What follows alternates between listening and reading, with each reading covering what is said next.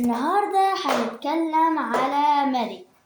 اللي هو ملك ازاي ان حمام بياكل كام الفترة بتاعته او المدة.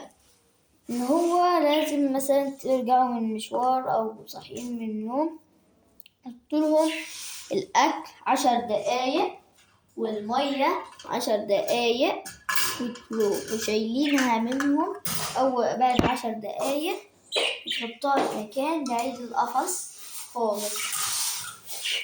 وبعدها إنكم ازاي تخلوا الحمامة أو الطائر بتاعكم ريشه ناعم كده. هو في الأكل بتاع الحمام مخصص يكون فيه اللي هو الذرة والحب والحاجة اللي زي الليمون والأخضر ده زي العدس، وتحطوهم كده. قلنا ده على كلام ملك اللي هو الولد، طبعا ملك. هنروح داخلينه تاني. السلام. والصوت ده بيبين لكم اللي هو ذكر.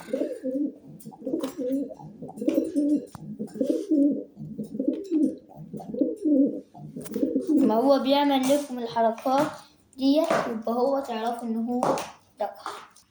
انتقالا الى العصافير.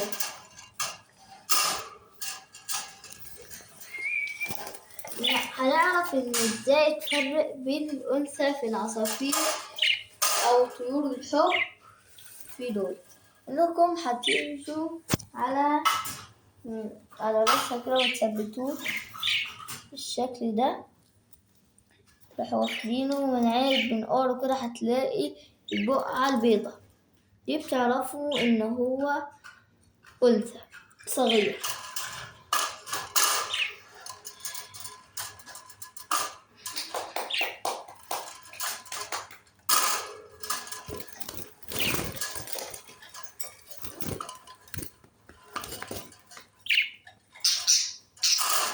وأما العصفور الذي يكون منقاره أبيض في أزرق هكذا، نفس ده كده، يعني ده بيكون له ده أنثى بالغة.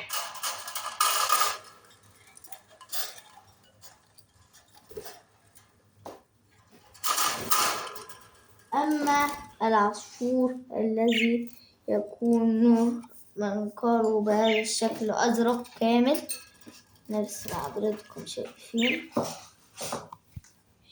كده، يبقى هو ذكر بالغ. والأزرق في أبيض هذا يبقى تعرفون أنه متزوج. وعندما يتخلصوا من الطعام يقول كذا شكله متفتت وهكذا. وبعد ما خلصنا الفيديو مع العصافير، مش تنسوا اللايك والاشتراك، خلينا نوصل ل100 مشترك و100 متابع. سلام.